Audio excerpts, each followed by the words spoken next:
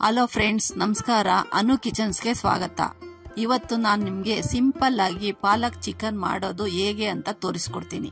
ಈ ಚಿಕನ್ ಮಾಡೋದು ತುಂಬಾ ಈಸಿ ಮತ್ತೆ ತಿನ್ನೋದಕ್ಕೂ ಕೂಡ ತುಂಬಾ ರುಚಿಯಾಗಿರುತ್ತೆ. ಟೈಮ್ ಕೂಡ ಜಾಸ್ತಿ ಬೇಕಾಗಿಲ್ಲ. 10ರಿಂದ 15 ನಿಮಿಷದೊಳಗಡೆ ನಾವು ಮಾಡ್ಕೋಬಹುದು. ಪಾಲಕ್ ಚಿಕನ್ ಮಾಡೋದು ಆಲ್ಮೋಸ್ಟ್ ಎಲ್ರಿಗೂ ಗೊತ್ತಿರುತ್ತೆ. ಆದ್ರೆ ಇವಾಗ ನನಗೆ ಯಾವ ತರ ಗೊತ್ತಿದೆಯೋ ಅದನ್ನ ನಾನು ನಿಮ್ಗೆ ತೋರಿಸ್ಕೊಡ್ತೀನಿ. ಇವಾಗ ಒಂದು ಜಾರಿಗೆ 1 ಹಿಡಿಯಷ್ಟು ಪಾಲಕ್ನ ಕಟ್ ಮಾಡಿ ಹಾಕೊಳ್ತಾ ಇದ್ದೀನಿ. ಇದ್ರ ಜೊತೆಗೆ ದಪ್ಪ ಈರುಳ್ಳಿನ ಮೀಡಿಯಮ್ ಆಗಿ ಕಟ್ ಮಾಡಿ ಹಾಕೊಳ್ತಾ ಇದ್ದೀನಿ. ಜೊತೆಗೆ 1 ಇಂಚು ಶುಂಠಿ, ಚಕ್ಕೆ, ಲವಂಗ, ಏಲಕ್ಕಿಕಾಯಿ, ಸ್ಟಾರ್ ಹೂವ ಹಾಕೊಳ್ತಾ ಇದ್ದೀನಿ. ಈಗ 5ರಿಂದ 6 ಹಸಿಮೆಣಸಿನಕಾಯಿ, 1 ಉಂಡೆ ಬೆಳ್ಳುಳ್ಳಿನ ಬಿಡಿಸ್ಕೊಂಡು ಹಾಕೊಳ್ತಾ ಇದ್ದೀನಿ. ಕೊನೆಗೆ ಸ್ವಲ್ಪ ಕೊತ್ತಂಬರಿ ಸೊಪ್ಪು, 1 ಹಿಡಿಯಷ್ಟು ಪುದೀನ, 3 ಸ್ಪೂನ್ ಕಾಯಿ ತುರಿ, ಜೊತೆಗೆ 1 ಸ್ಪೂನ್ ಹುರ್ಗಡ್ಲೆನ ಹಾಕೊಂಡು ರುಬ್ಕೊಳ್ತಾ ಇದ್ದೀನಿ. ಈಗ ರುಬ್ಬಿದಾಗಿದೆ. ಪೇಸ್ಟ್ ಈ ತರ ಇರಬೇಕು. ಚಿಕನ್ನ ಮಾಡ್ಕೊಳ್ಳೋದಕ್ಕೆ ಸ್ಟವ್ ಹಚ್ಚಿ ಒಂದು ಪಾತ್ರೆ ಇಲ್ಲ ಕುಕ್ಕರ್ನ ಇಟ್ಕೊಂಡು 3 ಸ್ಪೂನ್ ಎಣ್ಣೆ, 1 ಸ್ಪೂನ್ ತುಪ್ಪ, ಜೊತೆಗೆ ಈರುಳ್ಳಿನ ಸಣ್ಣದಾಗಿ ಹಚ್ಕೊಂಡು ಎಣ್ಣೆ ಒಳಗೆ ಹಾಕೊಂಡು ಸ್ವಲ್ಪ ಹುರ್ಕೊಳ್ಳಿ. ಅರಿಶಿನ ಹಾಕಿ ತೊಳೆದಿರೋ ಅರ್ಧ ಕೆಜಿ ಚಿಕನ್ನ ಈರುಳ್ಳಿ ಜೊತೆ ಹಾಕೊಂತ ಇದ್ದೀನಿ. ಚಿಕನ್ ಹಾಕೊಂಡು ಸ್ವಲ್ಪ ಹೊತ್ತು ಹುರ್ಕೊಬೇಕು. ಪಾತ್ರೆ ಸ್ವಲ್ಪ ಜಾಸ್ತಿ ಕಾಯ್ದ್ರೆ ಚಿಕನ್ ಪಾತ್ರೆಗೆ ಕಚ್ಕೊಳ್ಳುತ್ತೆ. ಅದ್ರ ಬಗ್ಗೆ ಏನು ತಲೆ ಕೆಡಿಸ್ಕೋಬೇಡಿ. 1/4 ಚಮಚ ಅರಿಶಿನ ಪುಡಿ, ರುಚಿಗೆ ತಕ್ಕಷ್ಟು ಉಪ್ಪು ಹಾಕೊಂಡು ಚೆನ್ನಾಗಿ ಹುರ್ಕೊಬೇಕು. ಚಿಕನ್ಗೆ ಉಪ್ಪು ಹಿಡಿಬೇಕು, ಅದಕ್ಕೋಸ್ಕರ ಸ್ವಲ್ಪ ಚೆನ್ನಾಗಿ ಹುರ್ಕೊಂತ ಇರಬೇಕು.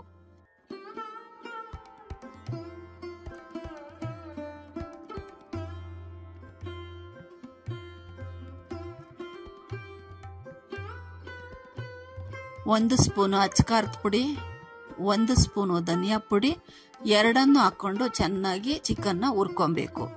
ಇದೇ ಚಿಕನ್ಗೆ ತುಂಬಾ ಟೇಸ್ಟ್ ಕೊಡೋದು. ಅದಕ್ಕೋಸ್ಕರ ಸ್ವಲ್ಪ ಚೆನ್ನಾಗಿ ಹುರ್ಕೊಬೇಕು.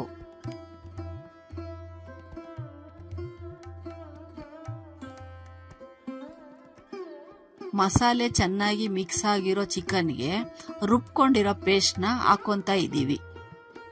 ಎಲ್ಲ ಮಸಾಲೆಗಳು ಮಿಕ್ಸ್ ಆಗಿರೋ ಚಿಕನ್ನ 2-3 ನಿಮಿಷ ಬೇಯಿಸ್ಕೊಳ್ಳೋದಕ್ಕೆ ನಾವು ಬಿಡೋಣ.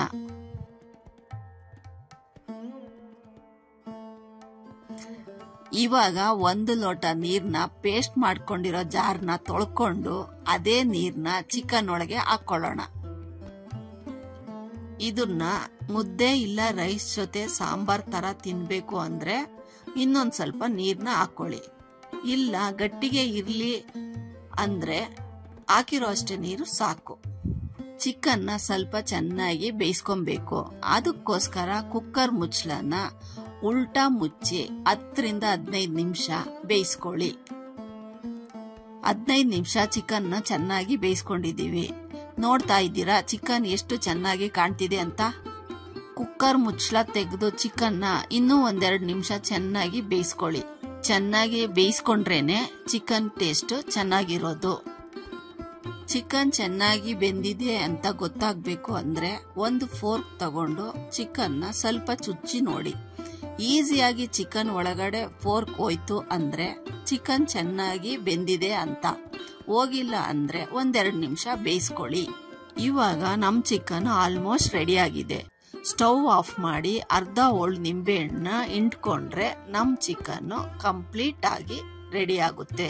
ನೋಡಿದ್ರಲ್ಲ ಎಷ್ಟು ಸಿಂಪಲ್ ಆಗಿ, ಎಷ್ಟು ಈಸಿಯಾಗಿ ಬರೀ 10ರಿಂದ 15 ನಿಮಿಷದಲ್ಲಿ ಪಾಲಕ್ ಚಿಕನ್ನ ಮಾಡ್ಕೊಂಡ್ವಿ ಅಂತ. ನೀವು ಕೂಡ ಇಷ್ಟೇ ಸಿಂಪಲ್ ಆಗಿ ಪಾಲಕ್ ಚಿಕನ್ನ ನಿಮ್ ಮನೆಗಳಲ್ಲಿ ಮಾಡ್ಕೊಬಹುದು. ಮಾಡ್ಕೊಳ್ಳಿ, ಹೇಗಿತ್ತು ಟೇಸ್ಟ್ ಅಂತ ನಮ್ಗೆ ತಿಳಿಸಿ. ಇದೇ ತರ ಸಿಂಪಲ್ ಅಡುಗೆಗಾಗಿ ಅನುಸ್ ಕಿಚನ್ ನ ಸಬ್ಸ್ಕ್ರೈಬ್ ಮಾಡಿ.